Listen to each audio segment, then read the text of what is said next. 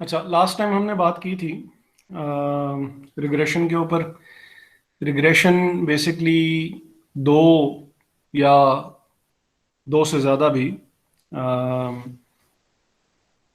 जो हमारी इनपुट्स हैं, जो वेरिएबल्स हैं, उनकी आपस में रिलेशनशिप जो है वो शो करती है। हमने सिंपल लीनियर रिग्रेशन एनालिसिस जो है वो देखा था। सिंपल लीनियर रिग्रेशन में ये है कि वो हमने एक ही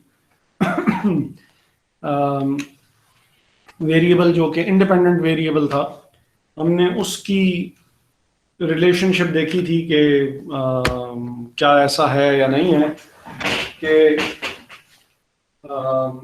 उस आपस में दोनों वेरिएबल्स का आपस में लिंक बनता भी है या नहीं बनता। और स्ट्रेंथ ऑफ द रिलेशनशिप जो है वो कोरिलेशन बताती है हमें, कोरिलेशन कोएफिशिएंट,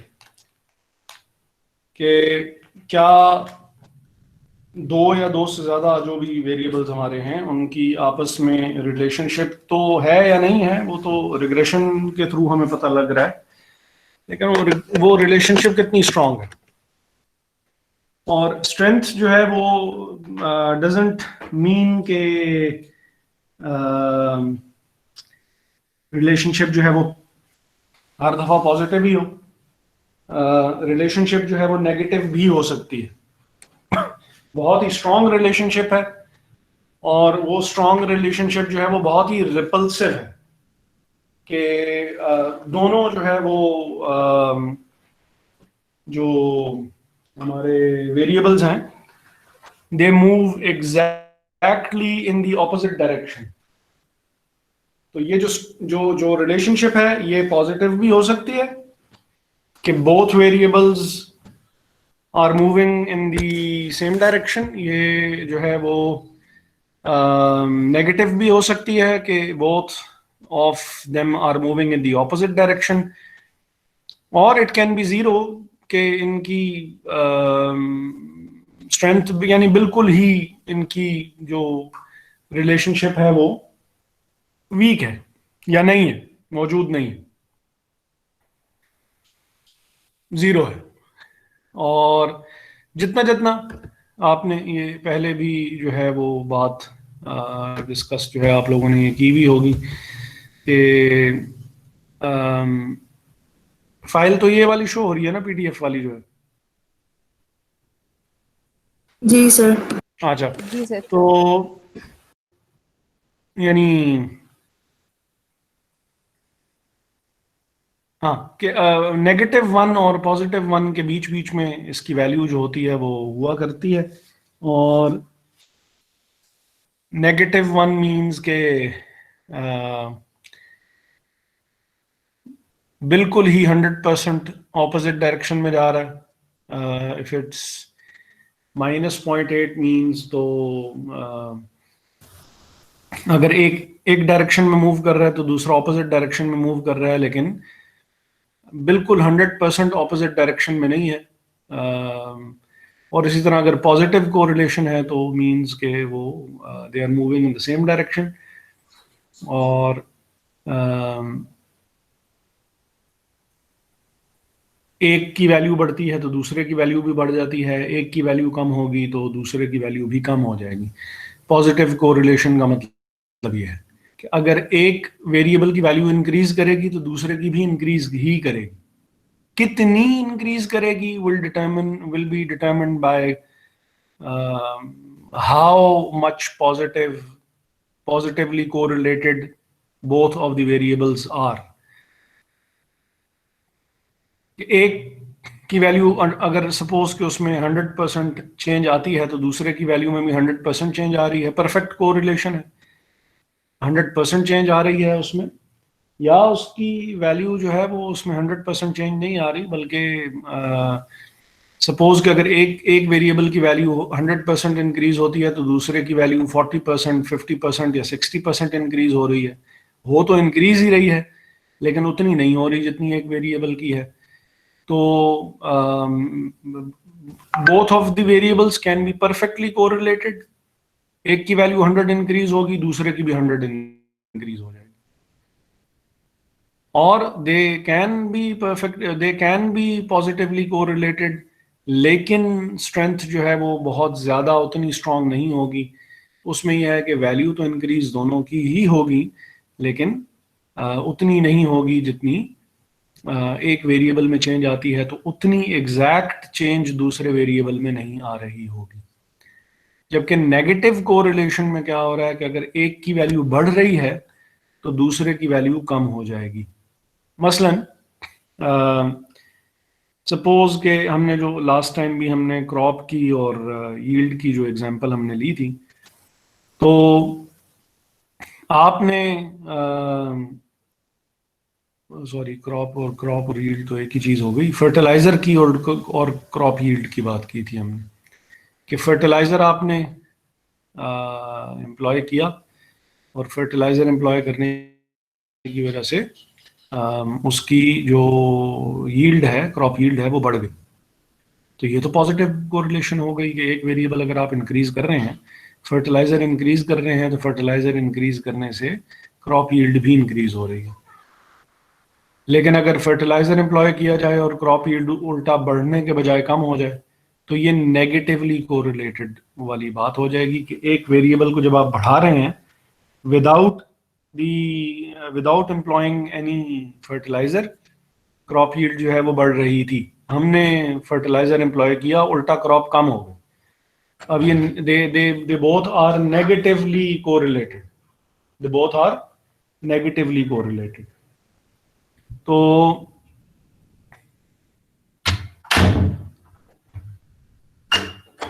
और अगर वो हो जीरो हो, 1 मिनट के लिए एक्सक्यूज।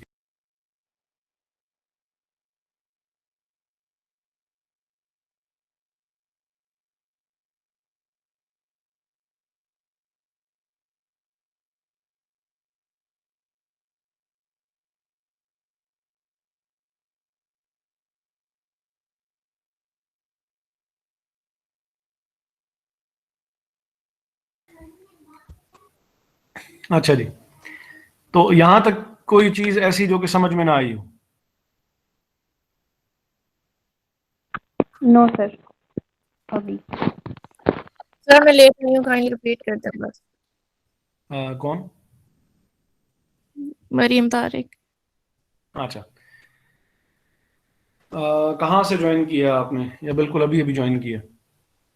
अभी अभी ज्वाइन किया सर। अच्छा, कोरिलेशन की बात कर रहे थे और रिग्रेशन की बात हो रही थी। रिग्रेशन पे तो हमने लास्ट टाइम भी बात की थी सर। कोरिलेशन पे हमारी बात ये हो रही थी कि रिग्रेशन ये शो करती है कि क्या दो वेरिएबल्स में रिलेशनशिप है भी या नहीं है, और कोरिलेशन ये बताती है कि अगर है रिलेशनशिप तो उसमें स्ट्रेंथ कितनी है। Strength of the relationship correlation बताएगी। उसमें हमने ये बात की कि ये +1 से -1 तक जो है ये फ्लक्चुएट करती है। तो इसका मतलब है कि +1 से -1 तक अगर ये जाएगी तो बीच में 0 पे भी आएगी। तो +1 का क्या मतलब है? फिर हमने ये बात की कि +1 मीन्स के अगर एक वेरिएबल की वैल्यू में इंक्रीज आ रही है तो दूसरा वेरिएबल भी इंक्रीज ही होगा। अगर आप फर्टिलाइजर अप्लाई कर रहे हैं किसी भी उस पे क्रॉप के लिए, और क्रॉप यील्ड जो है वो बढ़ जाती है, पैदावार बढ़ जाती है, तो आप कहेंगे कि दोनों में पॉजिटिव कोरिलेशन है कि अगर एक वेरिएबल को हमने इंक्रीज किया है तो दूसरा वेरिएबल भी इंक्रीज हो रहा है। और नेगेटिव भी हो सकती है। उसका क्या मतलब होगा कि अगर एक वेरिएबल की वैल्यू बढ़ेगी तो दूसरे वेरिएबल की वैल्यू उल्टा कम हो जाएगी। आपने फर्टिलाइजर एम्प्लॉय किया उसके ऊपर, क्रॉप के ऊपर, और वो बजाय बढ़ने के, उसकी जो यील्ड है, जो पैदावार है, वो बढ़ने के बजाय उल्टा कम हो गई।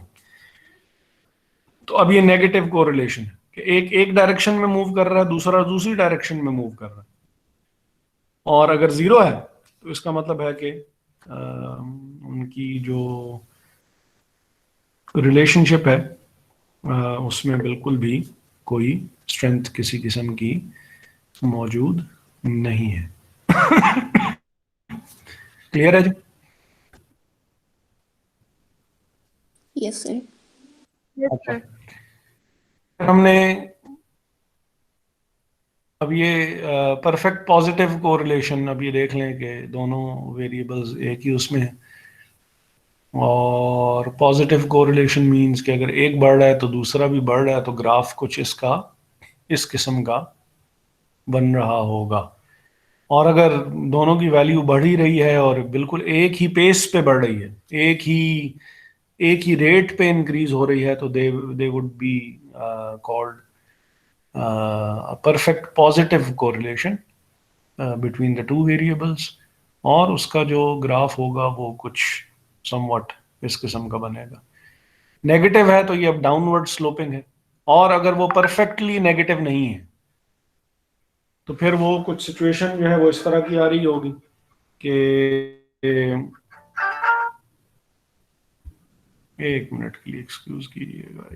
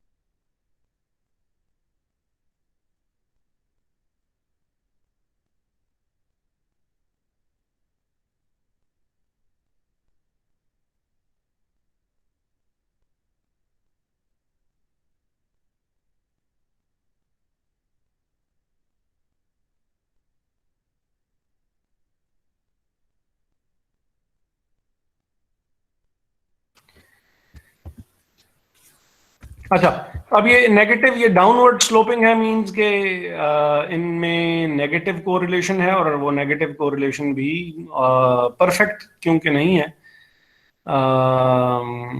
It can range anywhere between 0 and -1 के बीच बीच में कहीं पे भी, तो उसमें फिर डिपेंडिंग अपॉन द सिचुएशन या depending upon how much negative it is, तो फिर वो कुछ ग्राफ इस तरह का बन जाएगा। मेन चीज जो इसमें नोट करने वाली है वो ये है कि स्लोप इसकी डाउनवर्ड,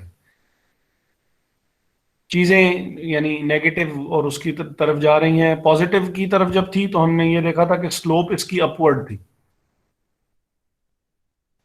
अगर परफेक्ट थी तो वो एक ही लाइन पे है, परफेक्ट नहीं भी है तो है अपवर्ड ही, लेकिन वो जरा थोड़ा सा स्कैटर्ड टाइप की ही है। लेकिन और अगर नेगेटिव वो हो तो फिर सिचुएशन जो है वो कुछ इस तरह जा रही थी। और अगर परफेक्टली नेगेटिव है तो फिर, और अनकोरिलेटेड, वो जो जीरो की बात जो है वो हम कर रहे थे कि no correlation exist between the variables, तो वो फिर बिल्कुल जो है वो जो वेरिएबल्स की वैल्यूज होंगी they will be scattered all over the place. उसमें आपको कोई वो नहीं नजर आ रहा होगा अब ये वैल्यू ये ऊपर भी जा रही है और ये नीचे भी जा रही है, तो इनकी आपस में कोई रिलेशनशिप जो है वो महसूस ही नहीं हो रही कि है भी या नहीं। ठीक है। Yes sir. Yes, sir. तो ये इसका जो था वो फॉर्मूला था कोरिलेशन कोएफिशिएंट का, और इसमें ऑब्वियसली बाकी सारी चीजें तो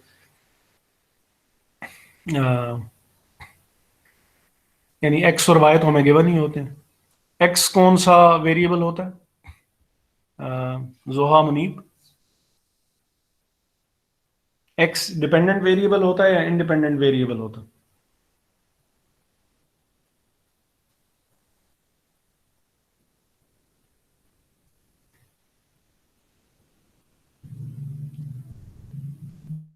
Syed Mohammad Abdul Sattar. Yes sir, independent. Independent variable होता, और y जो है वो डिपेंडेंट वेरिएबल होता। x और y की वैल्यूज जो है वो गिवन ही होंगी। हमने सिंपली उन्हीं वैल्यूज से हमने कोरिलेशन कोएफिशिएंट, एक तो कोरिलेशन कोएफिशिएंट कैलकुलेट करने का ये तरीका है, एक कोरिलेशन कोएफिशिएंट कैलकुलेट करने का तरीका दूसरा भी है। वो मैं देखता हूँ कि यहाँ पे ये तो कोएफिशिएंट ऑफ डिटर्मिनेशन है। नहीं, वो यहाँ पे चले उन्होंने नहीं दिया हुआ। हम इस तरह करते हैं कि ये मैं एक पिक्चर, अभी फिलहाल हम एक क्वेश्चन देख लेते हैं और साथ में चीज ये जो है ये थोड़ी सी हमारी रिफ्रेश हो जाए। पेपर्स कब से हो रहे हैं? 25th January. 25 जनवरी से, ठीक है। नई मेल में तो 18th का लिखा हुआ है। I checked वो Zabist के academic calendar उस पे दिया हुआ। नहीं सर, एक नई मेल आई थी उसमें 18th का लिखा हुआ था। सर वैसे तो हमारा सिर्फ एक वीक रह गया जो कि नेक्स्ट वीक है, उसके बाद ही शायद हो। गैप सर नहीं आता ऑनलाइन बीच में। होगा या फिर यूनिवर्सिटी में? ऑनलाइन ही है, ओह गुड। यानी वो कहीं पे भी, सिर्फ नमल ऐसी एक खूबसूरत जगह थी जहाँ पे वो कह रहे थे कि नहीं पेपर जो है वो ऑनलाइन नहीं होगा, पेपर जो है वो, लेकिन उन्होंने भी अपने डिसीजन रिवर्ट कर लिया, वो भी ऑनलाइन पे ही चले गए। आप लोग तो पहले भी, और आपकी जो वो जो हुई है अभी मीटिंग भी एक हुई है उसमें भी उन्होंने कहा यही है कि आप लोगों के पेपर्स जो हैं वो ऑनलाइन होंगे। और just like the last time, ये एक मैंने वो भेजी है उसमें ग्रुप में पिक्चर भेजी है, ये ज़रा 1 मिनट के लिए अगर आप डाउनलोड कर लें।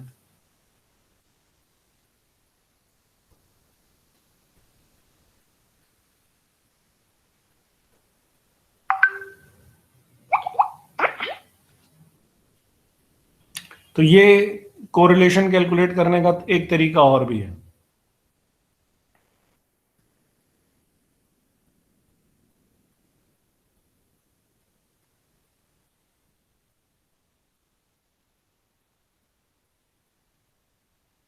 ठीक है, चलें इसको भी देख लेते हैं। और वो जो लास्ट वीक हमारी क्लास में हुई थी वो फिर कब लेनी है? सेकंड पे रख लें, बल्कि नहीं सर मंडे कर लें। सर मंडे ठीक है। मंडे सही है। मंडे कितने बजे? सुबह सुबह ना जब मर्जी रख लें। सर एक के बाद, एक के बाद। चलें, लेट मी सी कि मैं ज़रा अपना भी शेड्यूल देख लूँ, ये ना हो मेरी उसमें कोई क्लास हो। ठीक है। वैसे तो ये है कि उम्मीद है कि मैं फ्री ही हूँ, लेकिन चलें देख लेते हैं। ठीक है सर। अच्छा, ये जो सिंपल है मेथड कैलकुलेट करने के लिए, ये एक्स और वाई की वैल्यूज दी हुई हैं।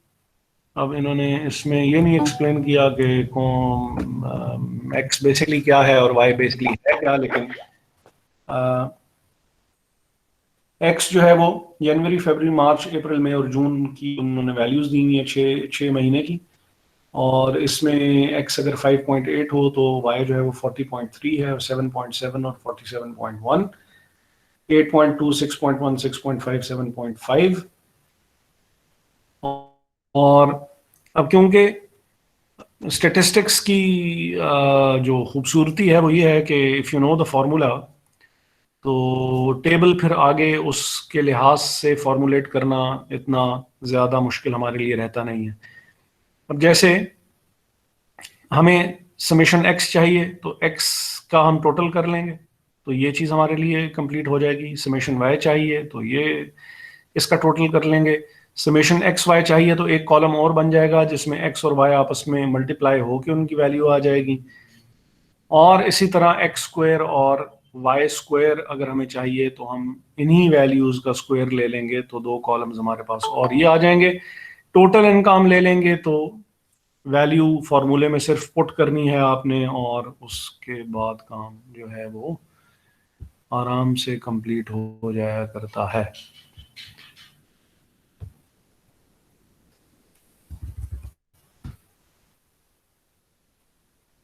अब ये जो कोरिलेशन कोफिशिएंट आ रहा है आपके पास, ये कोरिलेशन कोफिशिएंट जो है वो 0.97 आ रहा है। 0.97 और पॉजिटिव है।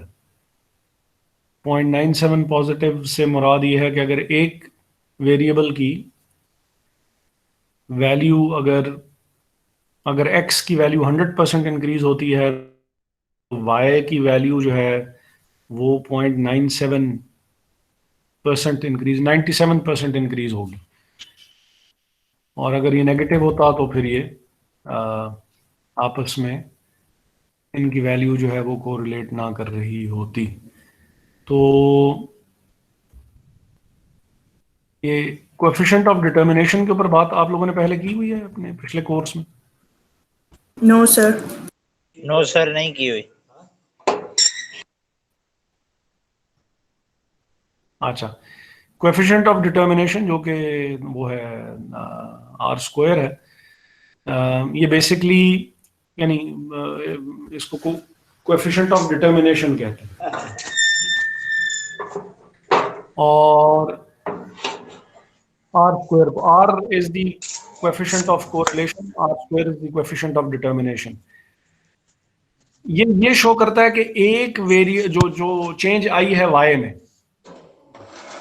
में जो चेंज आई है उसमें एक्स का कितना बेसिकली एक्स की इन्वॉल्वमेंट कितनी है, how much of the change in Y is brought up by the change in X. मसलन हमने बात की थी कि क्रॉप जो है वो हमारी, जो क्रॉप यील्ड है वो हमारी इंक्रीज हो रही है, तो इसमें क्या सिर्फ जो वो था क्या सिर्फ और सिर्फ फर्टिलाइजर ने ही सारी अपनी कारनामा उन्होंने दिखाया है, या इसमें कोई और अदर फैक्टर्स भी थे? क्या आपको, अब बहुत सी फसलें ऐसी होती हैं जिनको पानी की बहुत सख्त जरूरत होती है, तो पानी क्रूशल टाइम्स पे अवेलेबल था या नहीं था? बारिश जिस जिस टाइम पे होनी चाहिए थी, मैदानी इलाकों की स्पेशली बात कर रहा हूँ, तो बारिश जिस जिस टाइम पे होनी चाहिए थी, तो मौसम ठीक रहा, एग्जैक्टली उसी टाइम पे हुई जिस वक्त हमें जरूरत थी, और उतनी हुई जितनी। तो क्या यानी बाकी भी फैक्टर्स कोई बीच में इन्वॉल्व हैं, या सिर्फ और सिर्फ जो एक्स है, सारी चेंज वाई में उसी की वजह से आई है? ये जो चीज बता रहा होगा, ये कोएफिशिएंट ऑफ डिटर्मिनेशन बता रहा होगा कि वाई में जो चेंज आई है उसमें एक्स का कितना अमल दखल है। सपोज जैसे ये अब इन्होंने 0.49 बताया हुआ, अब 0.49 का मतलब ये है कि 49% of the change in Y is brought up by the change in x, and there were some other factors cumulatively. Those factors have an influence of 51%, और वो अदर फैक्टर्स फिर बहुत से हो सकते हैं।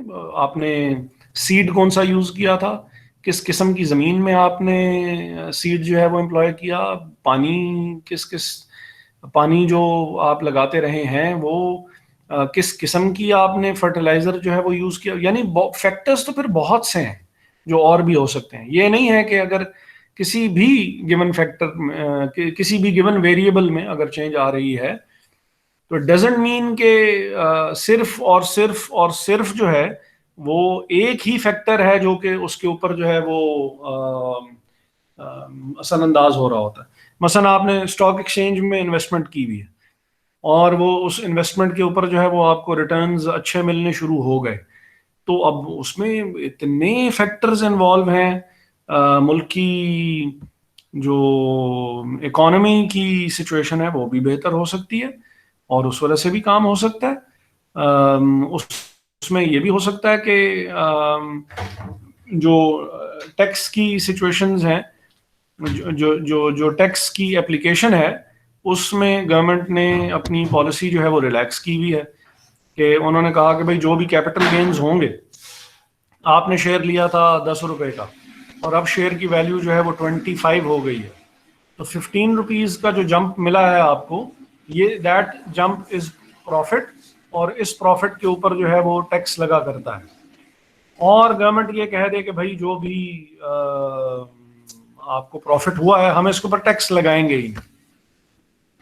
ये जो जंप आपको मिला है 10 और 25 का, ये बेसिकली कहलाता है कैपिटल गेन्स, और गवर्नमेंट कहे कि हमने कैपिटल गेन्स टैक्स माफ कर दिया, जीरो कर दिया। भाई जो भी स्टॉक एक्सचेंज में इन्वेस्ट करेगा कोई उसको टैक्स नहीं लगेगा। तो अब इसमें पॉलिटिकल फैक्टर्स भी इन्वॉल्व हो सकते हैं कि आपको गेन क्यों हुआ है। इसमें ये फैक्टर भी इन्वॉल्व हो सकता है कि टैक्स की पॉलिसीज रिलैक्स की गई हैं या नहीं की गई हैं। इसमें जिस सेक्टर में आपने इन्वेस्टमेंट की हुई है, फर्टिलाइजर सेक्टर में इन्वेस्टमेंट की हुई है, सीमेंट सेक्टर में इन्वेस्टमेंट की हुई है, ऑयल एंड गैस में इन्वेस्टमेंट की हुई है, अब ऑयल एंड गैस में उस सेक्टर में बूम आया हुआ है। अब सीपैक की वजह से जो सीमेंट सेक्टर था, जिस वक्त तक कंस्ट्रक्शन और ये सारी चीज़ें बहुत ज़्यादा अपने उसमें हो रही थी, अब तो ज़रा काम थोड़ा सा रुका हुआ है, तो सीमेंट सेक्टर में काफ़ी जो है तो वो वो थोड़ी सी एक्टिविटी ज़्यादा बेहतर हुई हुई थी। तो अब ये भी डिपेंड करता है कि क्या आपने पैसा अपना सीमेंट सेक्टर में लगाया है या शुगर में लगाया हुआ है। तो यानी फैक्टर्स फिर बहुत से हैं, हम तो उनमें से सिर्फ एक की बात कर रहे हैं कि क्या एक्स और वाई में नंबर 1 के आपस में रिलेशनशिप है या नहीं है, और फिर हमने ये देखा कि अगर रिलेशनशिप है तो भाई कितना स्ट्रांग है, और फिर हमने ये देखा कि स्ट्रांग भी है, ये भी हमें पता लग गया, लेकिन कितनी चेंज एक्स वाई में लेके आता है। तो फिर हम क्या करेंगे कि हम कोएफिशिएंट ऑफ डिटर्मिनेशन या ये जो आर स्क्वायर है, इस आर स्क्वायर के थ्रू हम देखेंगे कि भाई कितने % चेंज जो है वो स्पेसिफिकली इस फैक्टर की वजह से आती है, और कितनी परसेंट कम्युलेटिव चेंज ऐसी है जो कि इस फैक्टर की वजह से नहीं, बल्कि there are some other factors जो कि भी इसके ऊपर जो है वो इफेक्ट डाल रहे हैं और इसको चेंज कर रहे हैं, और उनकी वजह से चेंज आ रही है। क्लियर है? Yes sir. Yes, sir. और पॉजिटिव हो या नेगेटिव हो, जब आप स्क्वायर लेते हैं तो negative and negative would become positive. तो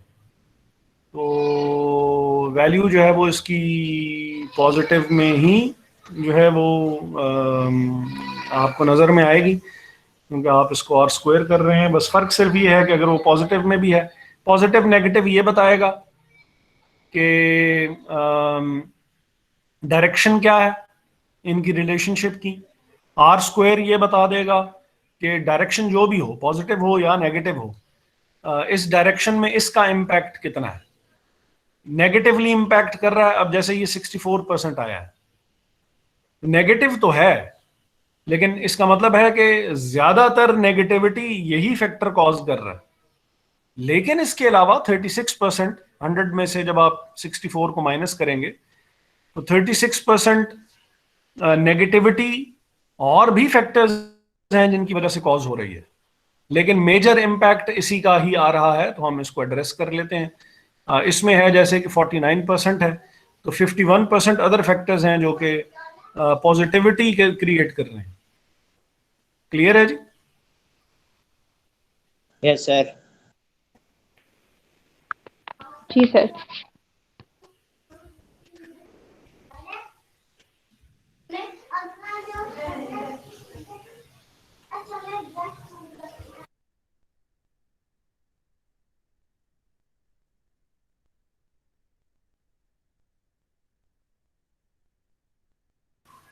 एक मिनट के लिए सिर्फ एक्सक्यूज कीजिएगा, फिर इसका हम कुछ एक क्वेश्चन देख लेते हैं और उसको सॉल्व करते हैं, और फिर जो नेक्स्ट टॉपिक है हमारा वो है उसका नॉर्मल डिस्ट्रीब्यूशन का। ये है प्रोबेबिलिटी ही, एक प्रोबेबिलिटी डिस्ट्रीब्यूशन रह गई थी, उसी की बेस पे फिर हमने फाइनल फिर आगे बात करनी है। तो खैर वो भी हम देखते हैं, लेकिन इसके ऊपर हम ज़रा वो देख लें क्वेश्चन एक आध, फिर ये है कि देख लें इससे पहले ये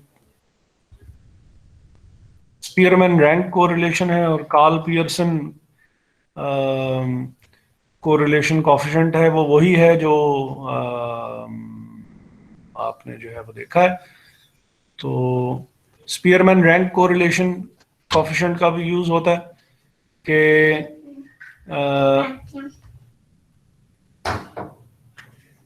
it may not be possible to assign. अब जहां पे सिचुएशन कुछ इस किस्म की हो कि डाटा ऐसा हो जो कि जरा क्वालिटेटिव नेचर का हो। ब्यूटी है, इंटेलिजेंस है, अब ये सारे के सारे क्वालिटेटिव फैक्टर्स हैं।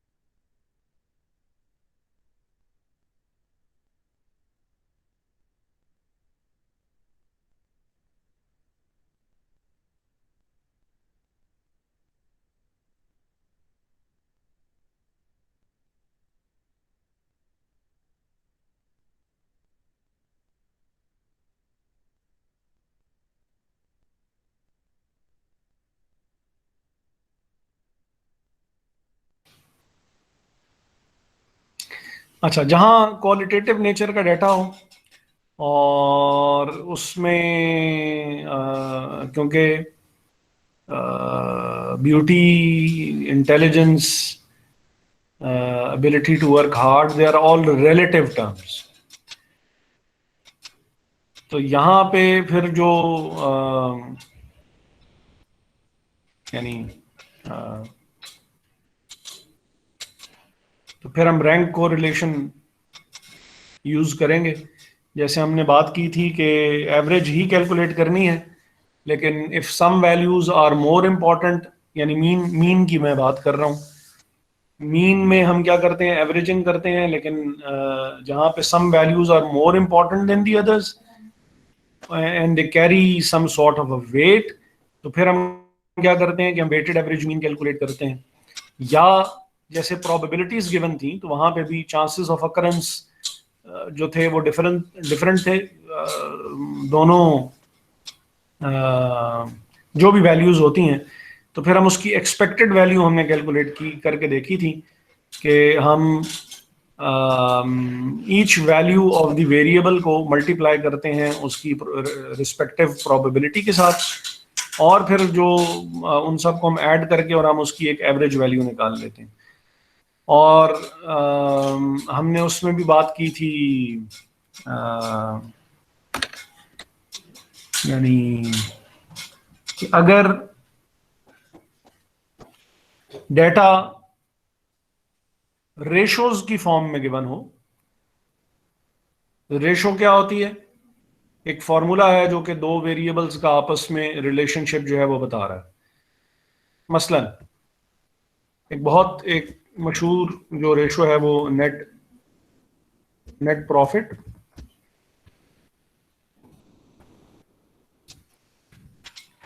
Divided by sales. अब यहां से आप सपोज कि अगर इसका आंसर 20% आ जाता है, तो 20% का मतलब यह है कि जो भी आप सेल्स करते हैं, हर 100 रुपीज की सेल्स के ऊपर 20 रुपीज का आपको प्रॉफिट आपको मिलता है। अगर डेटा आपको रेशोज की फॉर्म में गिवन हो, डेटा रेशोज की फॉर्म में गिवन हो, तो इन दैट केस हम नॉर्मल जो मीन है, जो कि समेशन x ओवर n के थ्रू कैलकुलेट किया जाता है, नॉर्मल मीन जो है वो कैलकुलेट करना अप्रोप्रिएट नहीं होगा इन दैट केस। और फिर हम उसी के लिए मीन की फिर कौन सी टेक्निक यूज करते हैं, अदनान?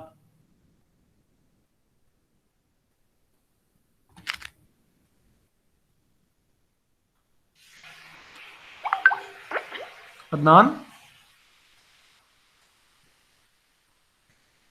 माइक खुला है मेरा या माइक बंद तो नहीं है? मेरा माइक खुला हुआ।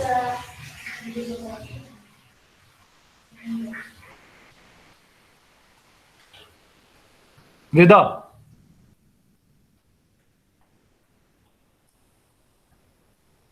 रिदा जी जी जी सर। जी, मैंने कहा मीन की कौन सी टेक्निक यूज करेंगे अगर इस तरह रेशो के आंसर की फॉर्म में जो है वो दिया हुआ हो। अब ये भी रिलेटिव डाटा ही है, जैसे कि ये है, ये ब्यूटी है, इंटेलिजेंस है और एबिलिटी टू वर्क हार्ड है।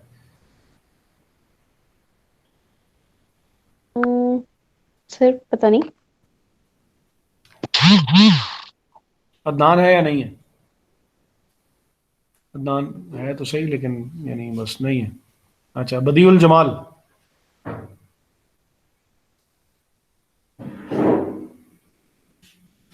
Yes sir. क्वेश्चन मैंने क्या किया है? सर के क्वेश्चन यही किया कि प्रोबेबिलिटी के असूलों का मुताबिक गिवन है डेटा या नहीं।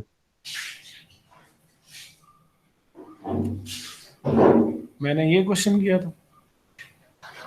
नहीं, एग्जैक्ट ये नहीं किया सर। अच्छा, कौन सा हार्मोनिक, ओ सॉरी, कौन सा मीन कैलकुलेट करेंगे हम? मीन की कौन सी technique? Harmonics. Harmonic mean use किया जाएगा। ठीक है? वेट सर, आप वो एक्सप्लेन करेंगे?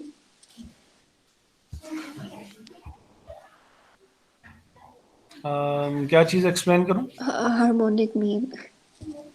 हार्मोनिक I मीन didn't है? I didn't understand that one.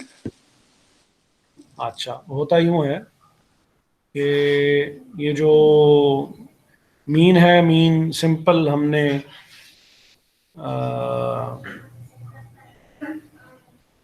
चीज़ों की एवरेज ली और उनको हम यानी तमाम की तमाम वैल्यूज़ को ऐड किया और ऐड करके और हमने उसको तमाम नंबर ऑफ ऑब्जर्वेशंस से हमने उसको कर लिया डिवाइड,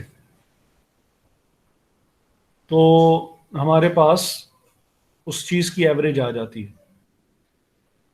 अब हर दफ़ा ये जो सिचुएशन होगी ये अप्रोप्रिएट नहीं रहेगी। जैसे अभी मैंने थोड़ी देर पहले भी एग्जांपल दी थी कि बाज़ दफ़ा इस तरह होता है कि बाज़ वैल्यूज की इंपॉर्टेंस ज़्यादा होती है। इन दैट केस हम वेटेड एवरेज हम कैलकुलेट कर लेते होते हैं या वेटेड मीन कैलकुलेट कर लेते होते हैं जब कुछ वैल्यूज की इंपॉर्टेंस बाकी वैल्यूज के कंपैरिजन में ज़्यादा हो। इसी चीज की हमने एक शेप जो थी वो हमने देखी थी जब हम एक्सपेक्टेड वैल्यूज कैलकुलेट कर रहे थे। एक्सपेक्टेड वैल्यूज कैलकुलेट करते हुए हमने हर वैल्यू को उसकी रिलेटिव चांस ऑफ अकरेंस के लिहाज से, जो कि प्रोबेबिलिटी के तौर पे गिवन थी, हमने हर वैल्यू को उसकी प्रोबेबिलिटी से मल्टीप्लाई किया। क्यों ऐसे किया था? और फिर सबको ऐड किया। हमने तमाम वैल्यूज को सिंपली ऐड करके डिवाइडेड बाय 3 या डिवाइडेड बाय 2 या डिवाइडेड बाय 5 नहीं किया। हमने तमाम वैल्यूज को प्रोबेबिलिटीज से मल्टीप्लाई किया और फिर उनको ऐड कर लिया था। तो सेम इसी तरह अब ऐसा हमने क्यों किया? क्योंकि बाज वैल्यूज की इंपॉर्टेंस बाज रिमेनिंग वैल्यूज से ज्यादा थी, तो हमने उनकी जो रिलेटिव इंपॉर्टेंस थी हमने उसके साथ उसको मल्टीप्लाई किया और रिलेटिव इंपॉर्टेंस से मल्टीप्लाई करने के बाद हमने उनकी एक एवरेज हमने ले ली या मीन वैल्यू ले ली। तो हमारे पास जो है वो कैलकुलेट हो गया कि यार अगर प्रोबेबिलिटीज गिवन हो तो प्रोबेबिलिटीज के लिहाज से एवरेज उसकी क्या बन जाती है। हार्मोनिक मीन में ये हो रहा है कि अगर डेटा क्वालिटेटिव नेचर का है, रिलेटिव है, ब्यूटी वो जैसे वो कहते हैं beauty is in the eyes of the beholder, के जो beauty is a relative term. मसलन अब बदी जो है वो भी अपनी वालदा की नजर में बहुत खूबसूरत होगा। बदी ऐसी बात ही है। बदी सुन रहे? अल्हम्दुलिल्लाह अल्हम्दुलिल्लाह सर, ऐसी है, बिल्कुल ठीक पहचाना आपने। लेकिन ये है कि हम जो इनकी वालदा हैं हम उनसे डिसएग्री कर सकते हैं, यानी करना चाहें तो हम डिसएग्री भी कर सकते हैं कि नहीं यार ऐसी बात नहीं है, या ऐसी बात है भी। बाज लोग एग्री भी कर जाएंगे। मसलन बदी के जो वालिद साहब हैं वो एग्री करेंगे कि यार वाकई बहुत खूबसूरत है हमारा जवान, और बदी की जो सिस्टर्स होंगी वो भी हमारा बहुत खूबसूरत भाई है हमारा, यानी लेकिन ऐसा हो सकता है ना।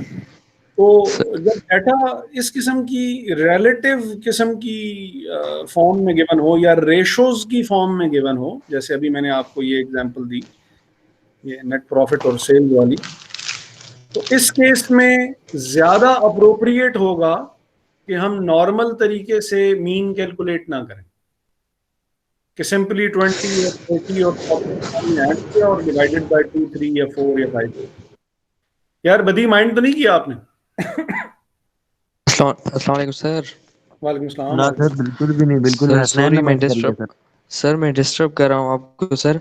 सर ये मेरे पास बहुत इशू आ रहा है बार बार, मतलब 2-3 मिनट क्लास चल रही है फिर ऑटोमेटिकली जो ना क्लास वो बंद हो गई मीट, पता नहीं कोई लिंक का इशू है या कोई और इशू है। यानी इंटरनेट का तकरीबन इशू है। 5-6 बार ऐसे हो चुका है सर, बंद हो जाती है पूरी, मतलब अचानक से। अच्छा, मैं 1 मिनट में सेटिंग्स चेक कर लेता हूँ। सर जी नेहा सर। भी कह रही थी उसके साथ भी सेम इशू हो रहा है। अच्छा, यार होस्ट कंट्रोल तो मेरे पास ही है। सर मेरे पास 4 MB का कनेक्शन आ रहा है इंटरनेट का, इंटरनेट की कोई प्रॉब्लम ही नहीं है और मोबाइल में भी कोई इशू नहीं है, ओके है। और पता नहीं कोई लिंक में है या कोई इशू है। जी सर, नेहा भी कह रही है और मैं तो खुद बार बार मेरा तो डिस्कनेक्ट होता है, आई डोंट नो व्हाई। बीच बीच में ऐसा भी असल में हो जाता है कि समटाइम्स सर कुछ। इजाजत देना, मैं बताता हूँ।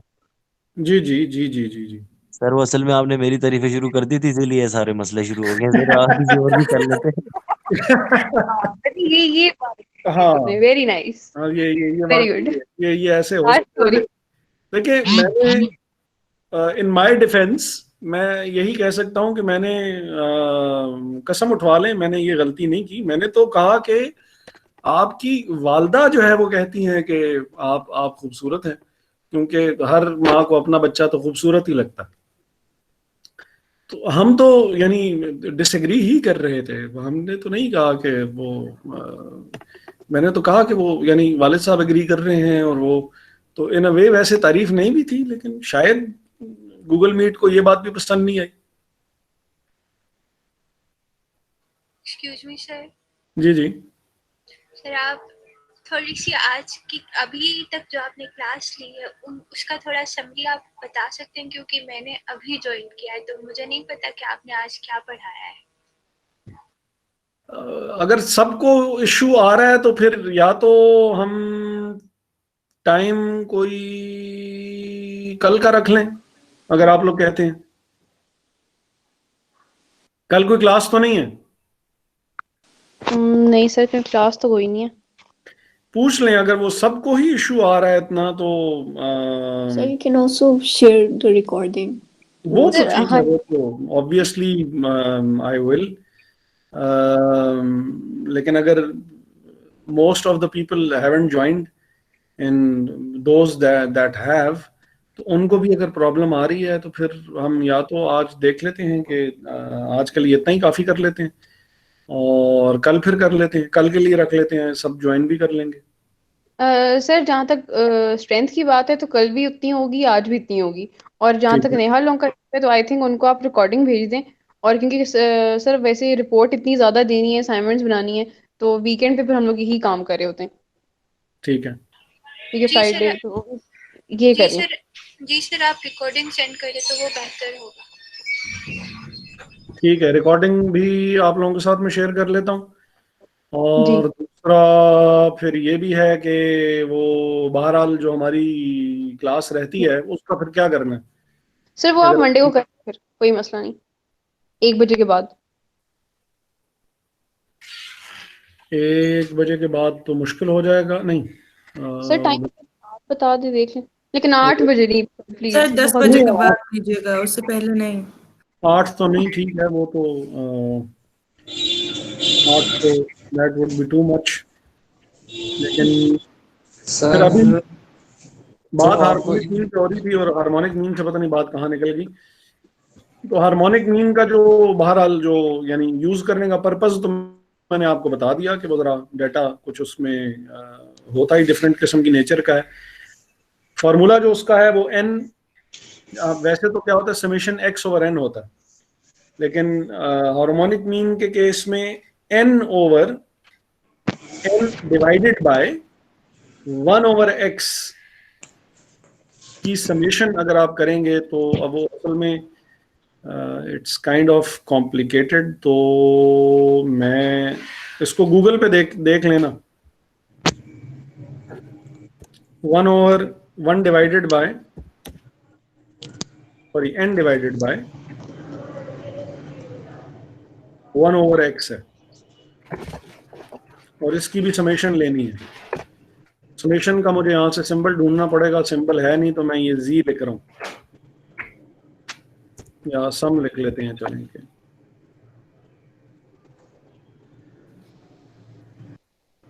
पर्पस मैंने बता दिया कि क्यों हो, फॉर्मूला उसका ये है। अब ये रेसिप्रोकल क्यों कर रहे हैं हम,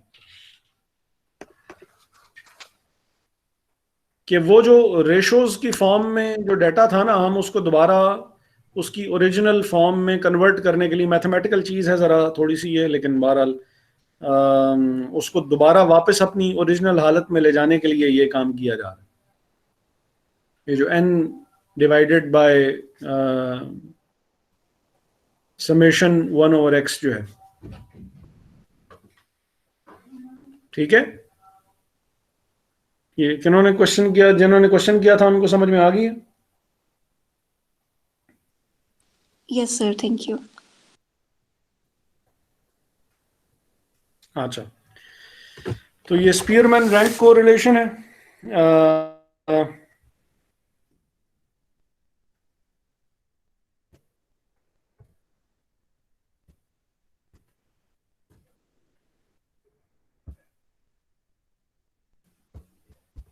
अच्छा जी, तो a correlation coefficient can be calculated for ranked data in the usual way or another method used, both will be demonstrated। ये जो नीचे उन्होंने हमें बताया हुआ है। अब ये ब्रांड्स हैं। A commercial tea producing business employs professional tea testers to help it make buying decisions. The two tasters ranked 6 different brands of tea in their order of preference. The business is interested to know whether there is a relationship between the choices that they make. अब ये test जो है ये हर किसी का कि भाई चाय किस किस्म की पसंद है। सपोज अगर ये चाय है ना, चाय, हाँ जी चाय ही है, क्या बात है। तो अब चाय का जो टेस्ट है कि कौन किस किस्म की चाय पसंद करता है, कोई ब्लैक टी पसंद कर रहा है या टी वाइटनर उसमें कम डाल रहा है, दूध की मिकदार कम चाहिए, ज़्यादा चाहिए, मीठा कम हो ज़्यादा हो, वो कितनी वो जिसको कड़क चाय कहते हैं वैसी बनी हुई है या दूसरे तरीके से। It's a relative. अब यानी जैसे अभी उसकी ब्यूटी की और उसकी हमने एग्जांपल दी थी, तो ये it's a relative thing.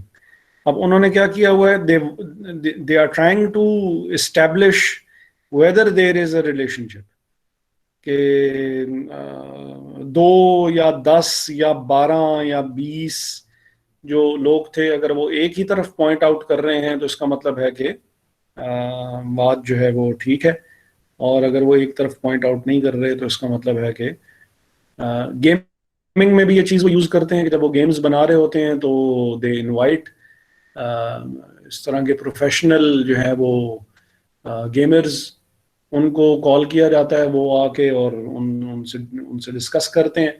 Map एक उनको दे दिया जाता है, फीचर्स के ऊपर जो है वो कमेंट करें।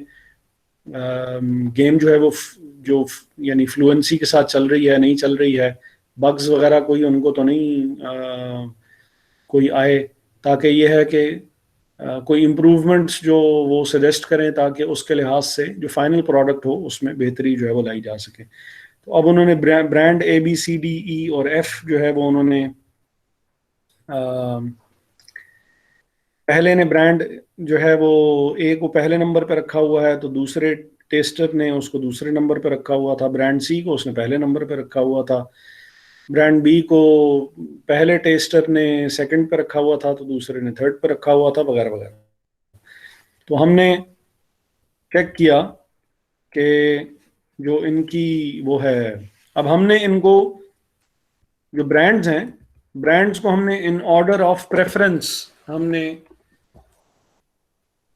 अरेंज किया है पहले, और फिर देखा है कि इन दोनों की चॉइस में कोई कोरिलेशन है या नहीं है, क्या ये एक ही तरफ पॉइंट आउट कर रहे हैं या नहीं कर रहे हैं। तो जो इनकी कोरिलेशन आ रही है, अब ये नॉर्मल डेटा नहीं है,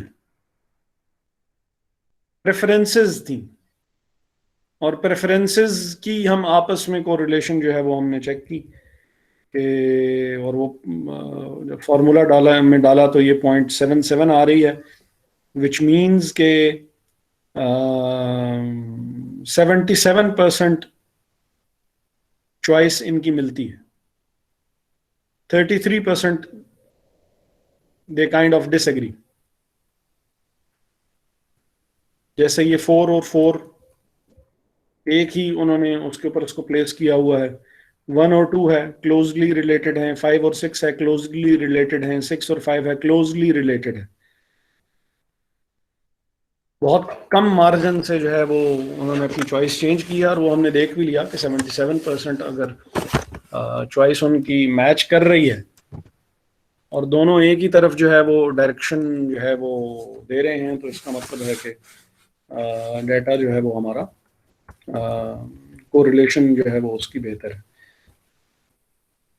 रैंक कोरिलेशन का जो अल्टरनेटिव मेथड है वो फिर उसका फार्मूला ये दिया हुआ है, 1 - 6 summation d square, where d is the difference between rank values in a pair of observations। अब इसका मतलब है कि हम पहले इनके लेंगे डिफरेंसेस,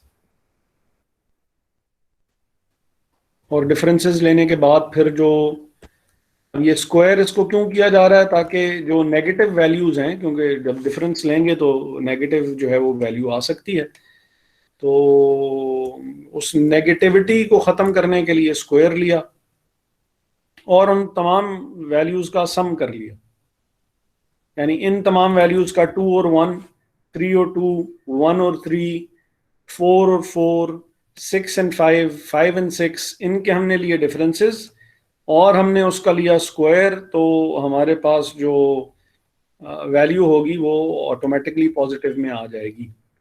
और n जो है वो number of pairs of data है। अब यहाँ पे कितने ब्रांड्स थे, 6 ब्रांड्स थे, तो n वुड बी 6, और ये जैसे इन्होंने डिफरेंस लिया 2, 1 - 2, तो ये -1 हो गया, 2 - 3 -1 हो गया, 3 - 1 2 हो गया, और फिर इसका स्क्वायर लिया ताकि ये नेगेटिव वैल्यूज खत्म हो जाए।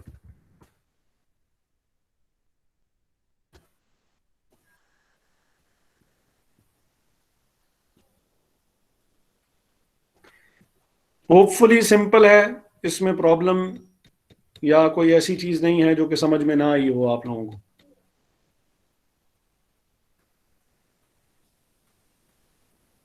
सर ये फाइल आप शेयर करेंगे ना? जी जी जी, फाइल बिल्कुल शेयर करेंगे, क्यों नहीं शेयर करेंगे। Okay sir.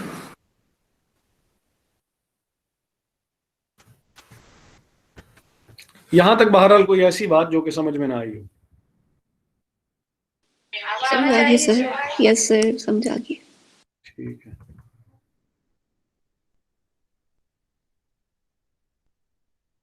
तो यहां तक बस हमारा कोरिलेशन था, और जो एरर टर्म्स पे बात करनी है, और वो हमने पहले, अब हम अपना नेक्स्ट टॉपिक जो है वो हम देख लें, तो उसके बाद फिर रिग्रेशन में जो एरर टर्म्स वगैरह आई हुई थी उसके ऊपर बात करेंगे कि वो क्या चीज़ थी, और उसको probability distributions हैं, which is 373, 393 chapter 16।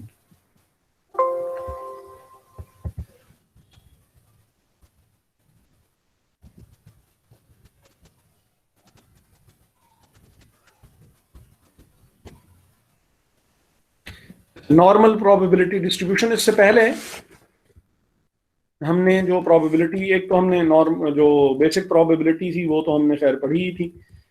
Basic probability के बाद फिर हमने 3 प्रोबेबिलिटी डिस्ट्रीब्यूशंस के ऊपर हमने बात की थी। बाइनोमियल प्रोबेबिलिटी डिस्ट्रीब्यूशन, ब्रीफली इसको एक्सप्लेन कर देता हूँ थोड़ी देर में। हाइपर जियोमेट्रिक प्रोबेबिलिटी डिस्ट्रीब्यूशन थी, पाइथन प्रोबेबिलिटी डिस्ट्रीब्यूशन थी। 3 जो प्रोबेबिलिटी डिस्ट्रीब्यूशंस थी out of these 4, number 1, number 2 और नंबर 3, ये वो थी जो कि डिस्क्रीट रैंडम वेरिएबल से बिलोंग करती हैं।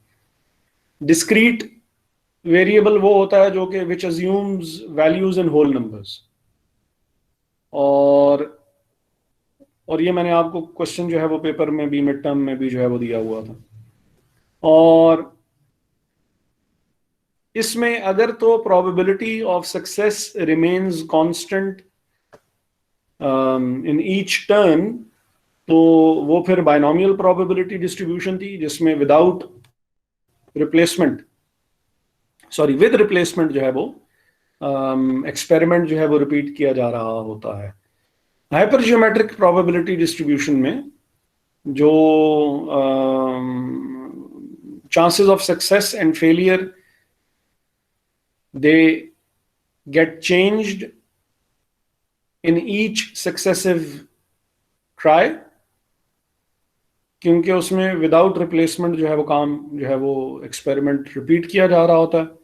और पाइथन प्रोबेबिलिटी डिस्ट्रीब्यूशन में हमने ये बात ये की थी कि if the data is presented in a form which is related to time and space, तो फिर और उसमें हमने ये बात हमने वो जैसे वो एग्जांपल वो देखी भी थी कि ट्रैफिक सिग्नल के ऊपर जो है वो number of cars passing by वो कितनी है और कितनी नेक्स्ट अगले मिनट में कितनी गाड़ियां गुजरेंगी और इस तरह की अगर, लेकिन ये तीनों की तीनों बाइनोमियल, हाइपर जियोमेट्रिक और पाइथन प्रोबेबिलिटी डिस्ट्रीब्यूशन, तीनों की तीनों जो थी they were related to discrete random variable. और अगर जो हमारा वेरिएबल जो है वो अगर वो है कॉन्टिन्यूअस है, कंटिन्यूअस रैंडम वेरिएबल है, रैंडम वेरिएबल तो वैसे याद है ना कि क्या चीज थी?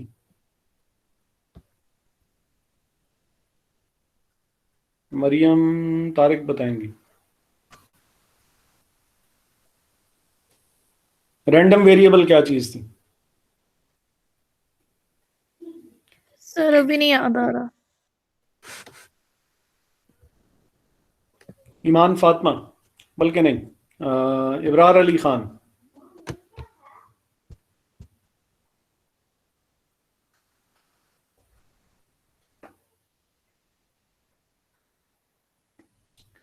इब्रार अली खान।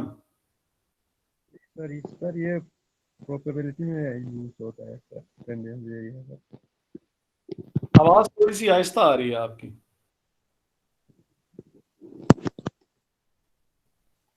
अब आ रही है सर? हाँ जी, हाँ जी। सर ये प्रोबेबिलिटी में यूज होता है सर। ठीक है। आपको हुआ था कोरोना? जी सर जी। अब तबीयत कैसी है? 1 मिनट के लिए एक्सक्यूज कीजिएगा। सर अभी तो मैं बिल्कुल ठीक हूँ सर। वो जब मैं इस्लामाबाद में था उस टाइम वो कोरोना हो गया। अभी तो गांव में हूँ सर मैं।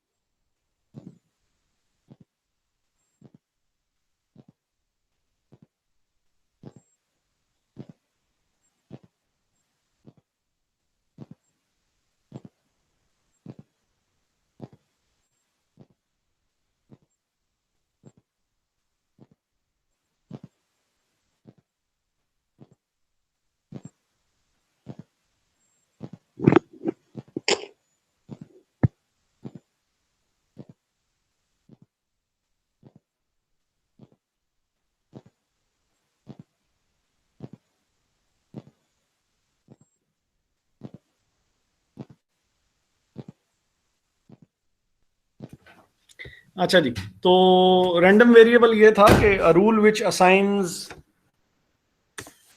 numbers. हाँ,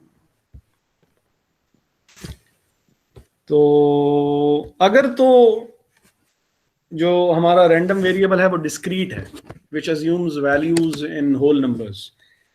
तो फिर जो relevant distribution होगी, अब probability distribution भी जो थी वो क्या थी? Probability distribution एक टेबल है जिसमें रैंडम वेरिएबल की प्रोबेबिलिटीज उसके सामने लिखी हुई होती। एक ऐसा टेबल जिसमें रैंडम वेरिएबल की वैल्यूज होती हैं और रैंडम वेरिएबल की प्रोबेबिलिटी की वैल्यूज उसके सामने लिखी हुई होती। इस चीज को प्रोबेबिलिटी डिस्ट्रीब्यूशन कहते हैं। तो अगर तो random variable was assuming values in whole numbers, तो फिर जो प्रोबेबिलिटी डिस्ट्रीब्यूशन बनेगी वो या बाइनोमियल होगी, depending upon the experiment whether it was with replacement or it was without replacement. Depending upon that, it would be either a binomial probability distribution or hypergeometric probability distribution. And if the data relates to something like time and space, then the relevant probability distribution is Poisson probability distribution. और इसमें भी random variable is assuming values in whole numbers. और data कोई बहुत ज्यादा values में भी आमतौर पे नहीं हुआ करता है। Normal probability distribution relates to random variable which is continuous. मसलन 0 से 1 के बीच में आपने मैथमेटिक्स में पढ़ा होगा कि इनफिनिट नंबर्स हैं, इवन फ्रॉम 0.00 टू 0.01 भी बहुत सी वैल्यूज बीच में आ जाती हैं। तो जहां पे डाटा बहुत जरा एक तो वो कंटिन्यूअसली उसमें पॉइंट्स में सारी वैल्यूज उसकी आ रही हों, जहां पे डाटा बहुत ज्यादा हो, number of observations are ranging in thousands. आपकी जो आप एक्सपेरिमेंट कंडक्ट करेंगे उसमें थाउजेंड्स में तो नहीं जाएंगी, बट क्योंकि वो वेरिएबल कॉन्टिन्यूअस होगा तो आप लोग जो अपना थीसिस वगैरह लिखेंगे वो भी नॉर्मल प्रोबेबिलिटी डिस्ट्रीब्यूशन पे ही लिखेंगे। ठीक है, तो ये एक ऐसी प्रोबेबिलिटी डिस्ट्रीब्यूशन है which is related to continuous random variable, and a continuous random variable is a random variable which does not assume values in whole numbers. ठीक है, पॉइंट्स में होगा। और फिर हमने ये बात भी कर ली कि यूजुअली नंबर ऑफ ऑब्जर्वेशंस जो होती हैं इसमें वो भी बहुत ज़्यादा होती हैं।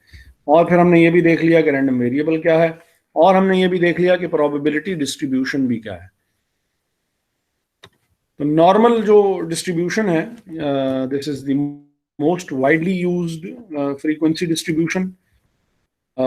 रिसर्च में तो खैर इसका बहुत ही ज़्यादा जो है वो यानी इम्पोर्टेंट इसकी इनपुट है बहुत ज़्यादा ही। अब हाइट्स हैं, जैसे अब इन्होंने एग्जांपल दी हुई है कि कंटिन्यूस वेरिएबल में क्या क्या हो सकता है। तो Heights of the people, obviously Heights जो हैं वो बहुत स्मॉल मार्जिन से भी चेंज हो सकती हैं। क्रॉप यील्ड्स में भी सेम यही काम हो सकता है कि जो उसका जो वेट है वो चेंज हो सकता है। Petrol consumption, dimensions of mass produced articles, और इसी तरह की जो बाकी जो डाटा है वो सारा इसमें। The normal distribution is constructed from a complex equation which is, अच्छा खैर वो तो लेकिन जो मेन इसकी कैरेक्टरिस्टिक्स हैं अभी हम देख भी लेते हैं। वो ये है कि जब आप नॉर्मल डिस्ट्रीब्यूशन को, तमाम वैल्यूज़ को, जो भी आपको प्रोबेबिलिटी डिस्ट्रीब्यूशन में जो भी वैल्यूज़ होंगी, जब आप उन वैल्यूज़ को ग्राफ पे प्लॉट करेंगे तो एक बहुत सिमेट्रिकल बेल शेप की तरह की वो बन जाएंगी। यानी इस तरह की शेप बन जाएगी जब आप उसको इन वैल्यूज़ को, जो कि आपको नॉर्मल प्रोबेबिलिटी डिस्ट्रीब्यूशन में वैल्यूज़ हैं, आप जब उनको ग्राफ पे प्लॉट करेंगे तो वो ग्राफ पे यूजुअली, अभी थोड़ी देर पहले,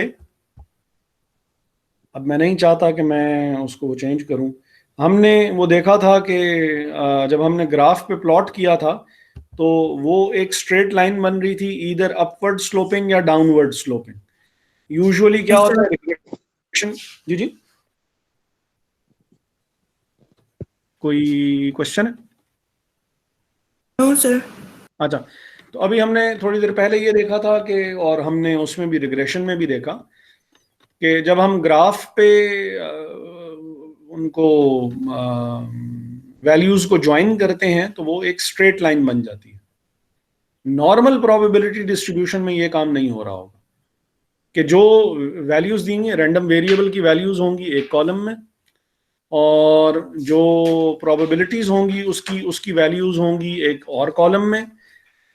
और जब आप इनको ग्राफ पे प्लॉट करेंगे एक्स और वाई एक्सिस पे, तो वो स्ट्रेट लाइन नहीं बनती, ना वो डाउनवर्ड स्लोपिंग स्ट्रेट लाइन बनती है, ना वो अपवर्ड स्लोपिंग स्ट्रेट लाइन बनती है, बल्कि वो एक बेल शेप की एक कर्व बन जाती है जब आप उनको पॉइंट्स को ज्वाइन करते हैं। एक तो ये बता रहे हैं कि भाई ये मेन जो इसकी कैरेक्टरिस्टिक है कि जब आप वैल्यूज को प्लॉट करें तो it becomes a symmetrical bell shaped curve. Both tails of the distribution approach but never meet the horizontal axis. अब ये जो यहाँ पे आ गया, अच्छा नीचे ही दी हुई है यार value. They approach but never touch the horizontal axis. फिर it is described by its mean। अच्छा, अब ये जितनी ये वैल्यूज क्लोजली रिलेटेड होंगी ना, जितनी इनकी कोरिलेशन ज्यादा स्ट्रांग होगी, उतनी ही आपको ये जो कर्व की जो इसका टॉप है, वो उतना ही आपको ज्यादा, अगर values are very closely related तो इसकी जो जो जो इसका टॉप होगा वो ज्यादा उठा हुआ होगा। और अगर डेटा जो है वो बहुत सिमेट्रिकल है तो फिर ये जो इसका जो टॉप होगा वो इतना ज्यादा जो है वो उठा हुआ नहीं होगा जितना यहाँ पे आपको नजर आ रहा है। It is described bye it's mean. ये जो क्वेश्चंस होंगे, क्वेश्चन में आपके लिए आसानी ये होगी कि मीन वैल्यू जो होती है, जो म्यू के तौर पे जो है वो गिवन होती है, ये क्वेश्चन में गिवन होती है, और जो स्टैंडर्ड डिविएशन होती है वो स्टैंडर्ड डिविएशन भी क्वेश्चन में पहले से गिवन होती है, आपको अलहदा से कैलकुलेट करनी नहीं पड़ती है। The area under the normal curve represents probability and so it totals 1। हमेशा की तरह हमने जब बायनोमियल प्रोबेबिलिटी डिस्ट्रीब्यूशन और हाइपर जियोमेट्रिक प्रोबेबिलिटी डिस्ट्रीब्यूशन भी जब हमने बना के देखी थी तो उस वक्त भी हमने ये देखा था कि उसका जो टोटल है वो 1 के बराबर आता है। तो यहाँ पे भी जो टोटल होगा वो 1 के बराबर आ रहा होगा। ऑब्वियसली जब आप तमाम की तमाम प्रोबेबिलिटीज को टोटल करेंगे तो वो 1 आना चाहिए। और हमने उसमें भी ये देखा था कि अगर 1 आ रहा है तो इसका मतलब है कि जो हमने कैलकुलेशंस की हैं वो ठीक है, और अगर वो 1 नहीं आ रहा तो फिर इसका मतलब है कि कोई गड़बड़ की है हमने और हमारी वैल्यूज इस वजह से ठीक नहीं आई है। The same area of all normal distributions lie within the same number of standard deviations from the mean। अब ये बात जो है वो अभी हम थोड़ी देर में इसको ज़रा थोड़ा सा मज़ीद डिटेल में वो देख लेते हैं। ब्रीफली जल्दी से एक बार फिर रिकैप कर रहा हूँ। Normal probability distribution continuous variable random variable से रिलेट करती है। नंबर ऑफ ऑब्जर्वेशंस बहुत ज़्यादा अकोमोडेट करने का की कैरेक्टरिस्टिक है इसके अंदर। जब आप रैंडम वेरिएबल और उसकी प्रोबेबिलिटीज़ को जब आप ग्राफ पे प्लॉट करते हैं तो बजाय आपको स्ट्रेट लाइन मिलने के आपको एक बेल कर्व की आपको जो है वो शेप मिलती है, और उस शेप का जो मीन और जो उसका जो स्टैंडर्ड डिविएशन है, ये दोनों चीज़ें जो हैं वो आपको पहले से गिवन हुआ करती हैं। मज़ीद जो इसकी प्रॉपर्टीज़ हैं, अच्छा, ये इसका टेबल भी गिवन होता है जिसमें आपको प्रोबेबिलिटी हर पॉइंट की कैलकुलेट करने की ज़रूरत नहीं पड़ती, बल्कि वो टेबल सा होता है। टेबल में ये तमाम जो रैंडम वेरिएबल की प्रोबेबिलिटीज़ हैं वो गिवन होती हैं। आप लोगों को मैंने ये टेबल्स थे, ये टेबल्स बहुत पहले भेज दिए थे, तो वो भी आप देख लीजिए। ठीक है, ये किसका माइक ऑन हुआ है? सरफराज, एक मिनट के लिए एक्सक्यूज कीजिएगा।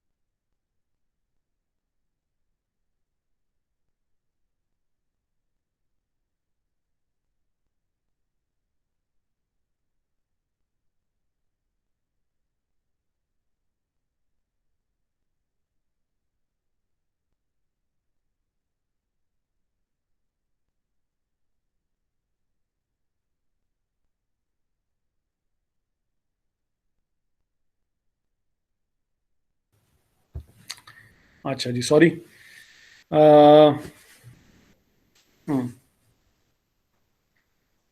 अच्छा, अब जो मजीद जो बात है वो ये है कि जो area under the normal curve है वो टोटल प्रोबेबिलिटी को जो है वो शो करता है, जो कि खैर 50% ऑफ द प्रोबेबिलिटी विच वो आपकी right side of the curve पे लाए करेगी, और 50% प्रोबेबिलिटी जो होगी वो आपकी left side of the equation पे फॉल करेगी।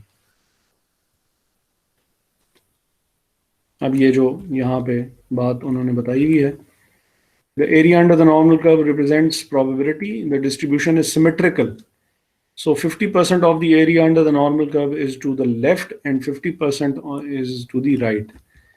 For any normal curve, the area under the curve between mean and a given number of standard deviation from the mean is always the same proportion of the total area.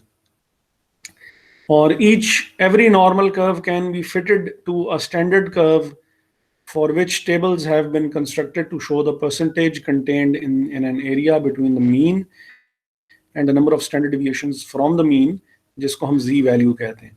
अब जो यहाँ पे वो हैं जो probabilities हैं इसकी, वो उन्होंने ये बताई हुई हैं कि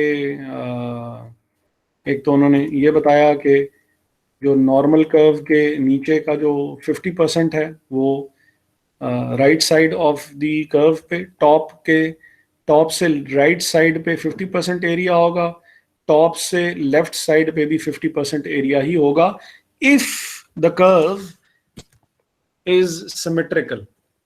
अब ये एक बहुत बड़ा इफ है, क्योंकि हम खैर अभी उस तरफ तो हम नहीं जाएंगे,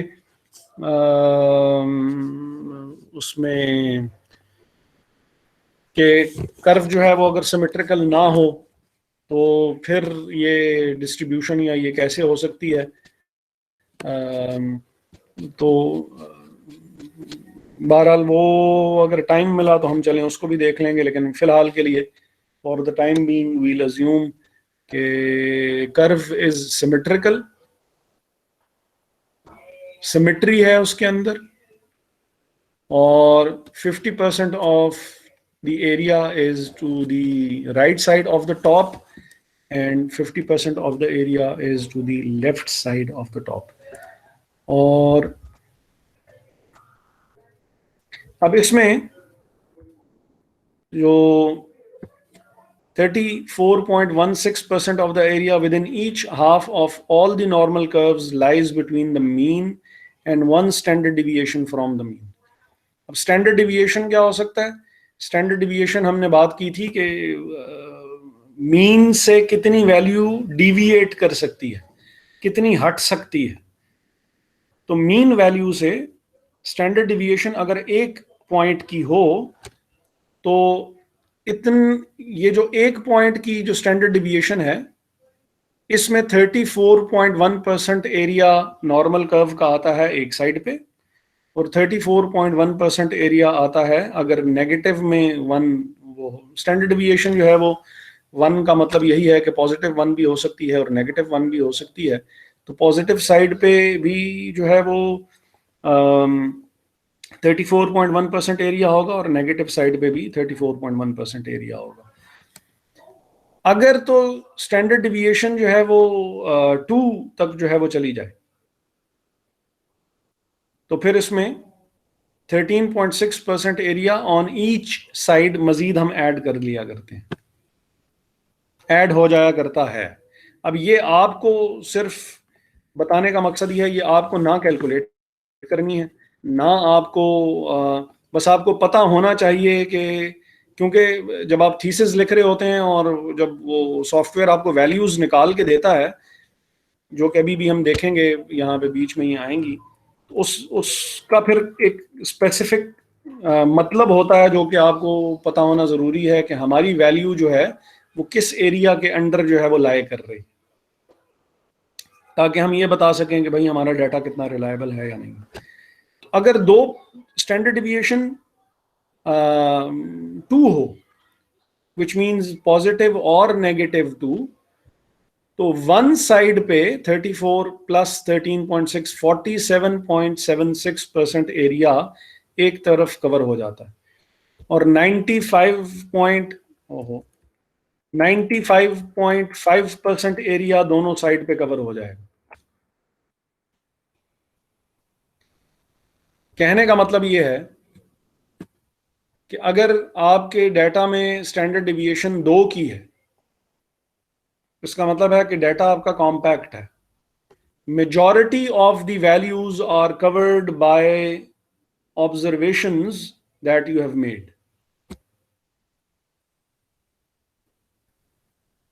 मेजॉरिटी डाटा यानी जिस चीज के ऊपर आप कमेंट करने लगे हैं वो 95% ऑफ द एरिया है। 5% की गुंजाइश गलती होने की हो भी सकती है कि जिनके बारे में हम कमेंट कर रहे हैं ये वो लोग हैं जो कि हमारे डाटा में हमारे एरिया में लाए नहीं कर रहे,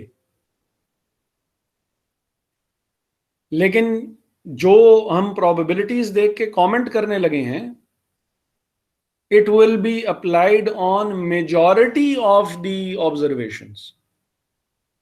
ज्यादातर लोगों पे ये बात एप्लीकेबल हो जाएगी। आउट ऑफ 100 95.5% लोगों पे ये बात एप्लीकेबल है।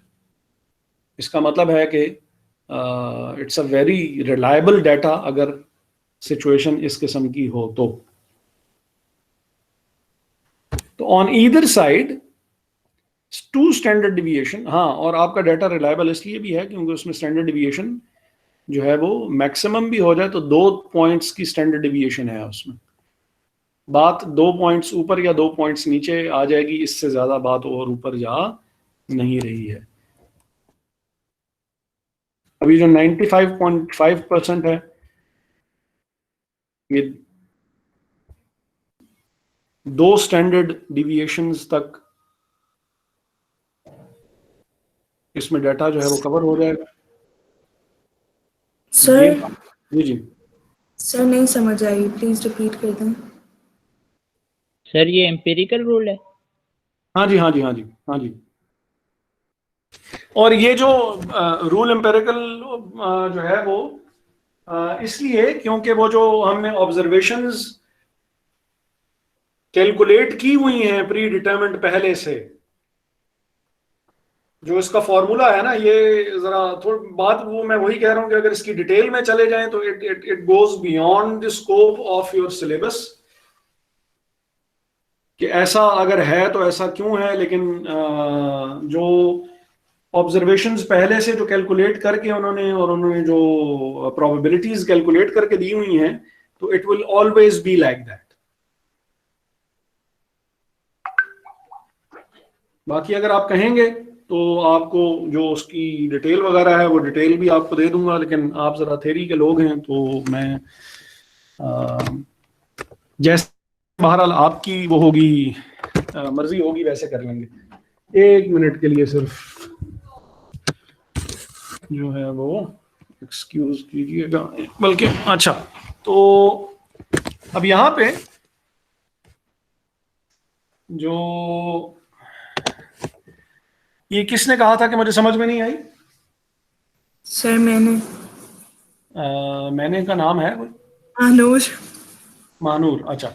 और महानूर क्या चीज जो है वो समझ में नहीं आई है? सर इस ग्राफ का जो आपने बताया। अच्छा, suppose we have made 100 observations. आपने और ऑब्जर्वेशन हम रिसर्च क्या कर रहे हैं? हम रिसर्च कर रहे हैं कि मेजॉरिटी ऑफ हाँ हम ये रिसर्च कर रहे हैं कि लोग जो है वो जॉब में जो पैसा है उसको ज्यादा वैल्यू देते हैं और ज्यादा कंसिडर करते हैं रादर देन जॉब सिक्योरिटी। उनको बस पैसा ज्यादा चाहिए, बेशक उनको अगले दिन ही निकाल क्यों ना दिया जाए। ये हम बल्कि नहीं, that would be a bit unrealistic. हम ये देख रहे हैं कि जॉब में पैसा is a better motivator for people rather than job security.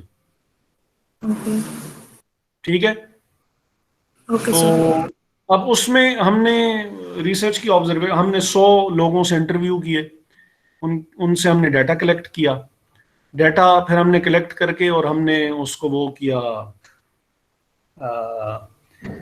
फिर हमने उसकी प्रोबेबिलिटीज कैलकुलेट की और सारा कुछ कैलकुलेट करके और फिर हमने उसको डाला सॉफ्टवेयर में और कहा कि भाई हमें रिजल्ट्स निकाल के दें।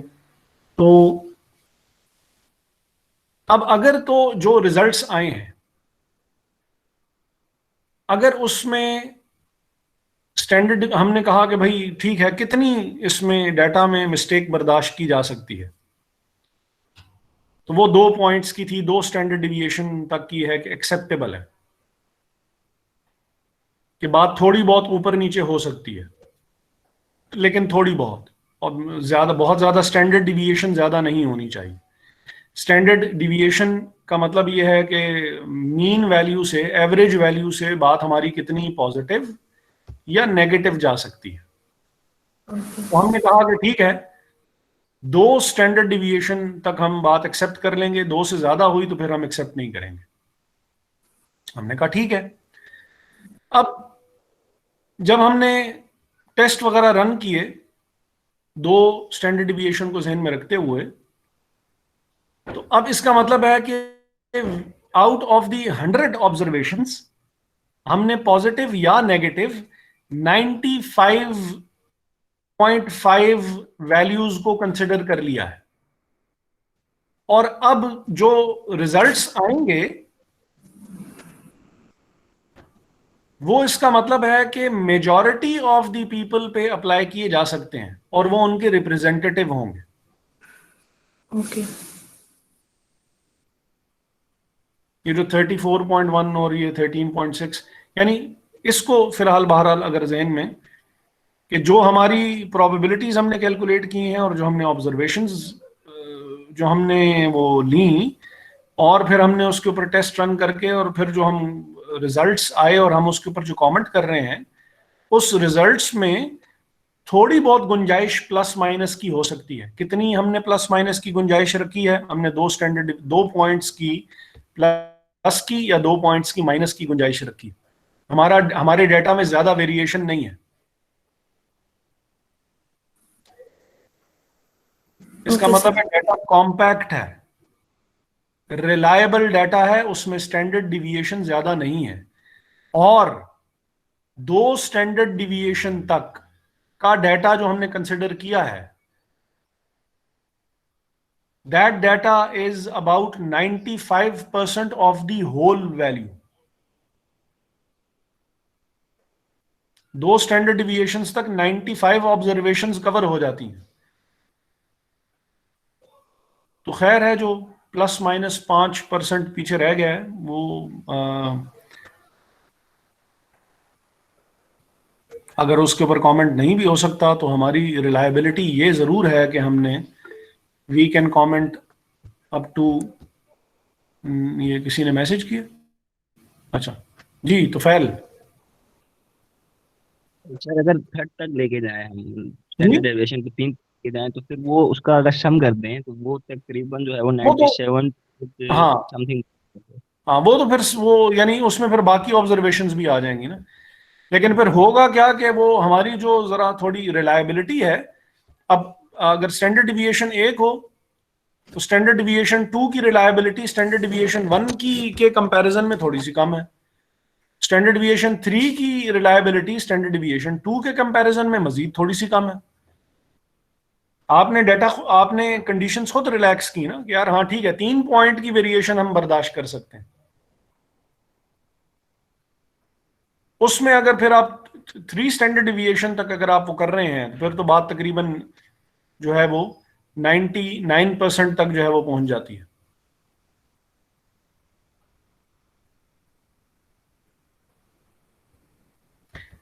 अब इसको सिग्निफिकेंस लेवल और वो कहते हैं, ये जब हम चीज जो इससे अगला टॉपिक है जो कि इससे काफी हद तक रिलेटेड है, जो कि हमारा स्टैटिस्टिकल इन्फ्रेंस का टॉपिक है, जिसके नाम पे आपका ये सब्जेक्ट जो है वो बेसिकली रखा गया है।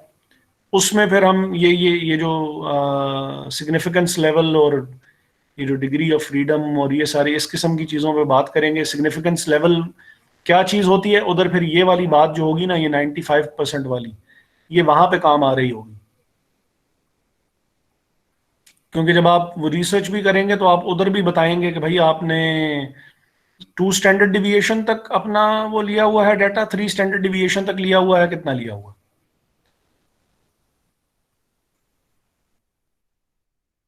ताकि जो भी आपका सुपरवाइजर या वो बंदा जो जिसको आपने जाके और वो जिसके सामने थीसिस डिफेंड करना है आपने, तो दे शुड नो के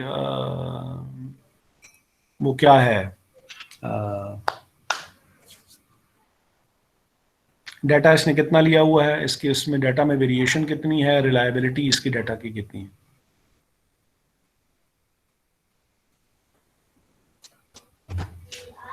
अब ये बस फाइनल बात आज की, और फिर हम यहाँ पे बात को जो है वो ख़त्म करेंगे कि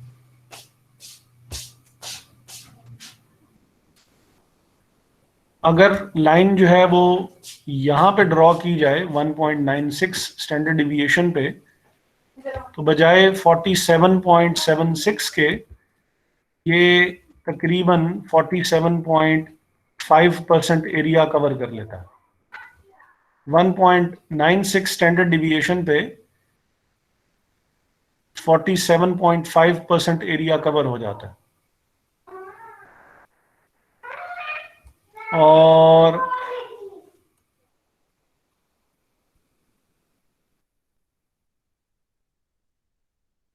दोनों साइड्स पे 95% एरिया कवर हो जाएगा। वो जो 95.52 था वहां से बात 95, तो इससे 95% वो कॉन्फिडेंस इंटरवल या उसकी वो टर्म हम नेक्स्ट उसमें टॉपिक में देखेंगे कि वो हमारी जो है वो आ रही होगी। तो 1.96 स्टैंडर्ड डिविएशन पे 95% एरिया कवर हो जाता है। 2 स्टैंडर्ड डिविएशन पे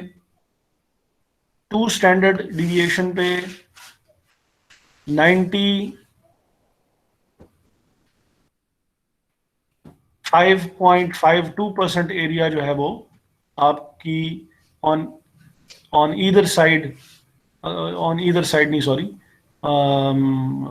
ऑन बोथ साइड्स कंबाइंड आपका जो है वो कवर हो जाएगा।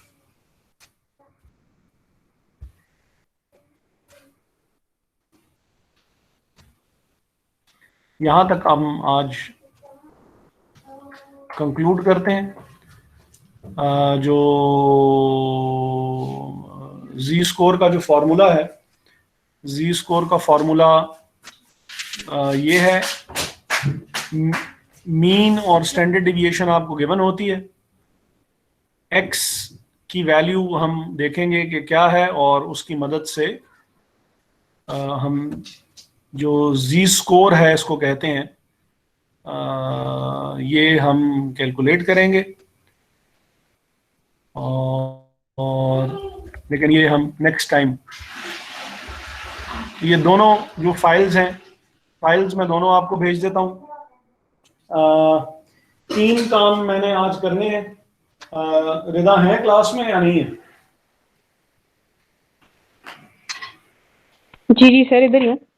अच्छा, मुझे आपने रिमाइंड करवाना है। एक तो मैंने आपको ये दोनों फाइल्स भेजनी है, इसकी नॉर्मल प्रोबेबिलिटी, बल्कि ये वो जो प्रोबेबिलिटी डिस्ट्रीब्यूशन वाली फाइल है ये तो आपके पास पहले से है। यस सर है। फ्री है आपने? हाँ जी। और रिग्रेशन वाली फाइल भी भेजी हुई है? सर देखने जरूर के। नहीं सर, रिग्रेशन वाली नहीं है।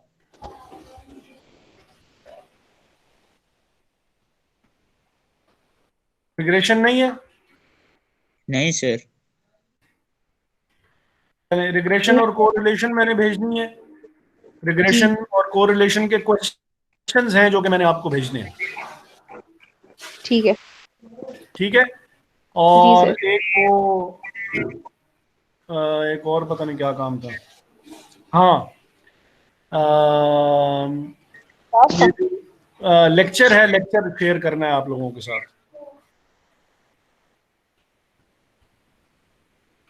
तो रिमाइंड करवाइएगा मुझे। जी सर, ठीक है। ठीक है, चलें, थैंक यू। ठीक है। चलिए ठीक है sir, thank you so much. Allah Hafiz sir. खुदा हाफिज़ सर, थैंक यू। हाफिज।